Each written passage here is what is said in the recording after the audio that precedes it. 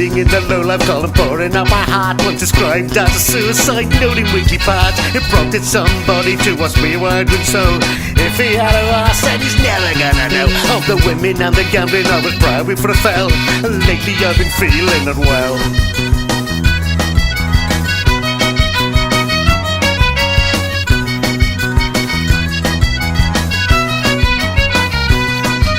I supped with Francis Bacon before he gave up the fight. I saw Dylan Thomas staggered into that good night. Lucian was one of us, teetering on the brink. But since then they all gave up, the ghost or else gave up the drink. The habit clinging to the glasses was ringing a death knell. Not for me, I'm just feeling unwell.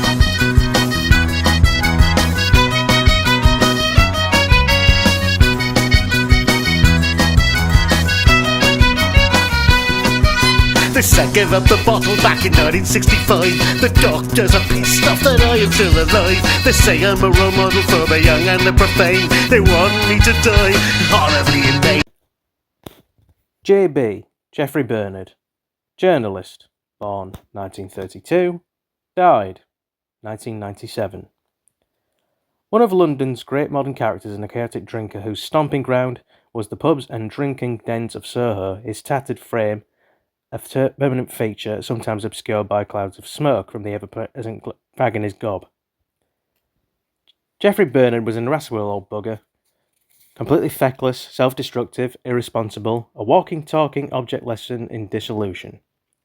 He once told an interviewer that getting blitzed was an awful accident that he found happening to him every day of his life. He was born in Hampstead from artistic stock, an architect father who died when Geoffrey was still quite young, an opera-singing mother. He submitted to public school with scarcely concealed loathing, eventually expelled for gambling, smoking and or drinking, take your pick. His comfortable middle-class upbringing also repelled him. One afternoon, he lunched a rocket down the chimney into the drawing room, where his mother's bridge club were enjoying a quiet evening, and felt betrayed when his mother set police on him. After going AWOL for military service, Bernard settled in Soho, seduced by its lurid glamour and the bohemian low-life lurching in every pub, cafe and drinking club. It was like walking into out of Belden into Disneyland. And yeah, military service, that would have been national service, because he was born in the same year as my great granddad. So, and he was, I know about my great granddad Lenny being in national service. He actually served. But you had to at that point. It was, it was brought in kind of more or less at the end of World War II in Britain, post-war paranoia, and then of course there was the early Cold War stuff, which just happened to kick off at the start of in the 50s, and well, for all the worry around that. There was no big end of the world scenario even 40 years later. So, yeah, little fun fact for you. And Oliver Reed, who hated his middle class upbringing, is also in this too.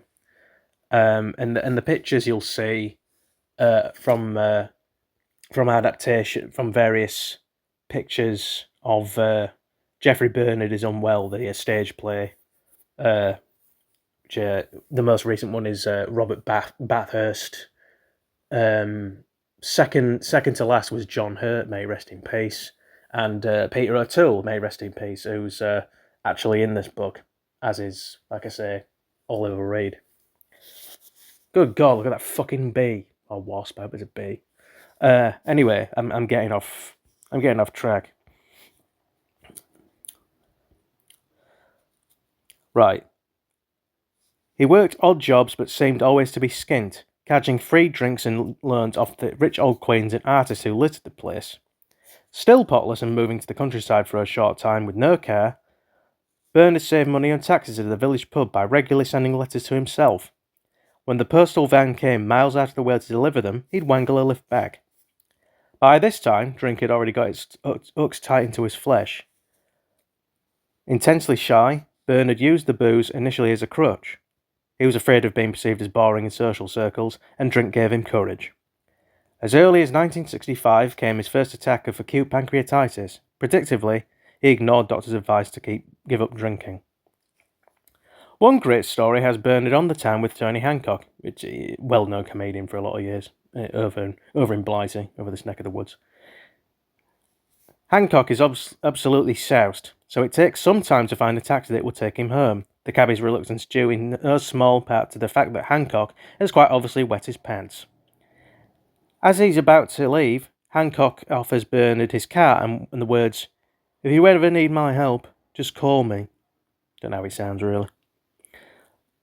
But to be honest, I don't know how Jeffrey Bernard sounds. I mean, you can find a clip of Robert Bathurst's rendition of Jeffrey Bernard in the aforementioned Jeffrey Bernard is unwell on YouTube. I think you find the Peter O'Toole one as well. You might be able to find the John Hurt one too, but it's more known on the BBC media centered thing. Whatever. Right. Looking at the urine slug. Fuck's sake. Shame I can't censor out my own swear words. I don't know how to do that. But I haven't been demonetised yet, so or whatever, banned yet. So I don't imagine it really matters at this point. And you need 1,000 subscribers to even get paid.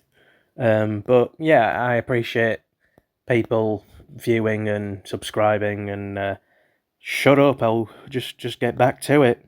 Get on with it. Looking at the urine slut. Looking at the urine slut. Idiot. Sorry about that. Looking at the urine soaked clown with incredible agility, Bernard replies, "Why on earth should I want help from you?" Hancock smiles benignly, "Because I think you may have a drink problem." Yeah, I think I might redo this at some point, but I just want to get a video out. Not much to do today on Sunday. I always try to, every now and again on Sundays, I try to kind of make it like an important day to get stuff done, so to speak. Then there's the occasion, but Bernard appeared wankered at the window of a second-floor cocktail party atop a ladder. The guests stood gaping at the apparition as Bernard announced loudly the host was a fucking cunt, then darted off before anyone could catch him. Bernard took up journalism, began writing a racing column for the Sporting Life. I think it's This Sporting Life, actually. I'm not sure. That might be a different thing. Like a play in 1970. General drunkenness got him sacked, though not before he managed to vomit spectacularly in front of the Queen Mother at Ascot. Serious attempts were made to lay off the sauce, since he'd already developed diabetes as a result of a ruined pancreas, but he always went back. "I've never met such boring people as my friends when I'm sober. Never been so miserable or so lonely." Booze was his first loyalty. That's why marriage to him was impossible. Drink was the other woman. He did, however, manage to tie the knot 4 times, all 2 fleeting moments of domestic bliss, bulldozed by meandering hormones. A friend he was drinking with one night suddenly blurted, "All right, Geoffrey, I know you've fucked my wife, haven't you?" Bernard held his hands up. "Yes, and your mother and daughter as well." He was quite simply irresistible to women. Yeah, you'll see that in the image montage. A great charmer before the booze ruined his features by middle age. Women enjoyed mothering him and looking after him, even though he was often known to fall asleep during intercourse, or accidentally set fire to wherever he was staying. In the end, all his wives made the same devastating mistake of thinking they could change him. In 1976, Bernard began his now classic column at The Spectator, funny musings about low life in Soho and horse racing, but also glimpses at the man behind the tatty typewriter, a peek into the chaotic, murky world of an alcoholic. A column described by one critic as a suicide note in weekly instalments. They were a roaring success, not least because, said Bernard, people like to read about someone who is deeper in the shit they are. His politically incorrect view on life was further reason to become an addict. Of one girlfriend he wrote, "I'm going to lend her to a farmer to frighten the cows." By the 80s, Bernard had become a permanent fixture at the Coach and Horses public house in Greek Street, Soho, also always arriving a few minutes before opening time and taking his seat on a tall stool at the far end of the bar. The establishment was presided over by Norman Balin, self-styled rudest landlord in the West End. He once barred a well-known writer snatch away his lunch and throw him out for being fucking boring. There's also the tale of when a rugby team walked in and one of them ordered a snake bite, and Balin responded indignantly, "We don't do cocktails in here, get out." It's difficult to decide whether Bernard's life revolved around the pub or the Coach and Horses revolved around Bernard. Either way, he was as ceremonious with the place as its naff furnishings. There's a story of him becoming enraged at the lethargic bar staff and going outside and ringing them from a mobile to bawl, "Any chance of getting a fucking drink?" Or when a new barmaid suggested he put his own ice in the drink, Geoffrey picked up a soda fountain and let fly at her ample cleavage. One day, as a doctor friend of his took a pew at the bar, Bernard loudly announced, "Oh, there's Neil. I'll ask him to come into the lavatory with me and look at my cock. I think I've got thrush." Indeed he did, and subsequently paid a rather urgent visit to his GP, a woman. She looked at his todger and remarked, "Oh, that's interesting." No one had quite put it that way before. Bernard felt like saying, "Well, it's been in some interesting places." Inevitably, such a lifestyle had an adverse effect on both his health and his work. It was not unknown for his usual column to be replaced by the sad, solitary sentence, "Geoffrey Bernard is unwell." Well, yeah, hence the title of the play that they did about him, the West End did about him. Polite prose for, "Geoffrey got too pissed to fucking bother this morning." Such behaviour would have seen letter morsels hurtling out of the door, straight to the nearest dole queue. For Bernard, it merely enhanced the myth. He was once observed writing his column in a pub, large vodka by his side and fag in hand. After struggling with a few sentences, he crashed comatose upon the table until the cigarette burned down into his fingers, causing him to scream and sit bolt upright. Casually, he lit up a fresh fag and resumed writing. For years now, Bernard's life had resembled some kind of warped Whitehall farce. How strange, then, and apt, that he be approached by Keith Waterhouse to turn his demented life story into a stage play. Geoffrey Bernard is unwell. Yeah. Speak of the devil. But at the time, Bernard was writing in the Daily Mirror, and he informed his readers that the play was packing them in. Punters were literally hanging from the rafters. Later that day, Waterhouse had to call Bernard to tell him, "Geoffrey, we haven't opened yet. We open in 6 weeks." Drunk out of his head the previous night, Bernard had gone to bed, dreamed the whole thing was a tremendous hit, and woken up to write his column.